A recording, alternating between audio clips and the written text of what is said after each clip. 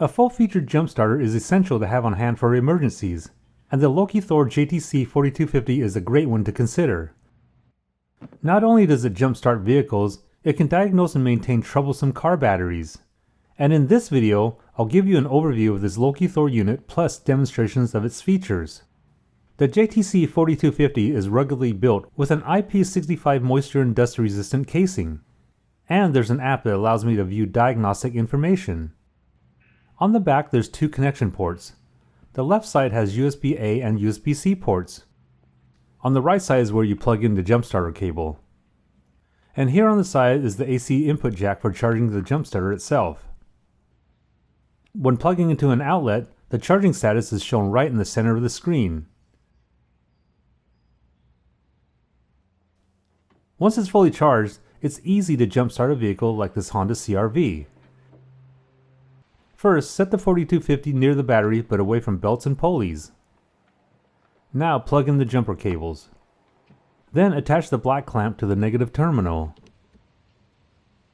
The positive side will have a red indicator or a plastic cover on it. This is where I'll connect the red clamp. Now power on the jump starter, then press the yellow menu button to enter normal start mode. I'll know it's ready when I see the start icon on the screen.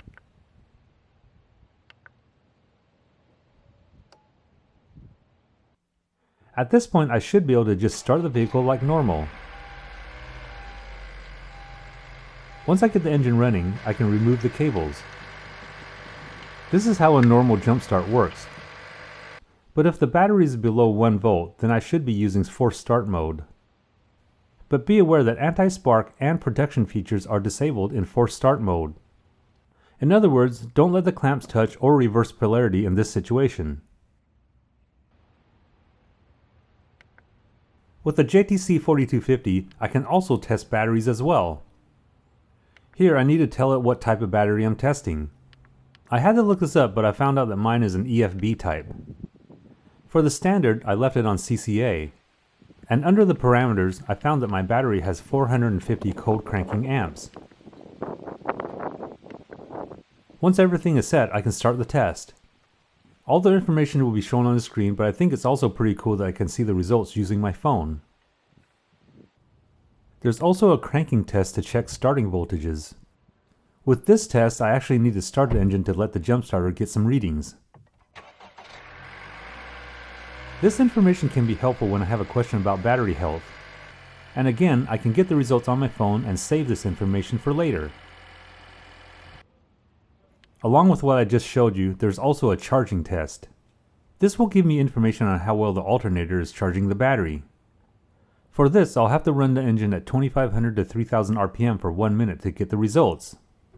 As you can see, this is more than just a jump starter.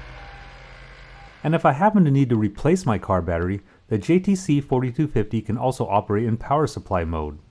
This feature will power the radio and other electronics that rely on constant power to maintain their memory. It's very useful if you don't want to lose your radio presets or don't have your radio code handy. Just make sure the jump starter is in power supply mode and connected to the battery cables before removing the battery. And here's one more feature I need to mention. The JTC4250 works as a battery charger as well. With this, there's no need to own a separate trickle charger. Charging has 3 modes. Standard is for batteries with a voltage reading of at least 1 volt or more. Forced charging is used when the car battery has less than 1 volt and can be very helpful for a weak battery. But anti-spark and other safety protections are disabled when using this. Finally, there's a maintenance mode. To use this, the battery must have a reading of more than 1 volt. In this mode, it will fully charge the battery, then perform a 4-hour maintenance afterwards. Okay, so at the beginning of the video, I showed you how to jumpstart a CR-V.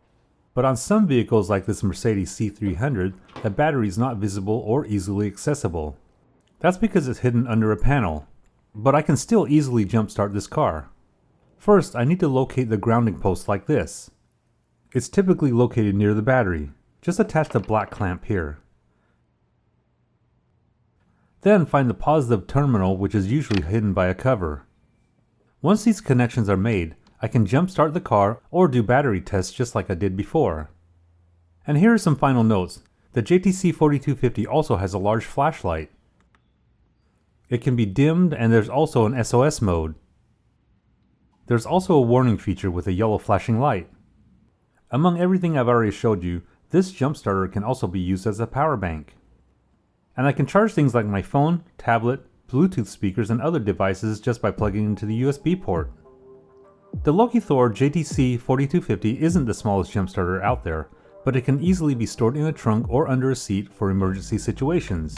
And I'll list it in the description so it's easy for you to find. If this video was helpful, please give me a thumbs up and hit the subscribe button to stay up to date on all my weekly videos.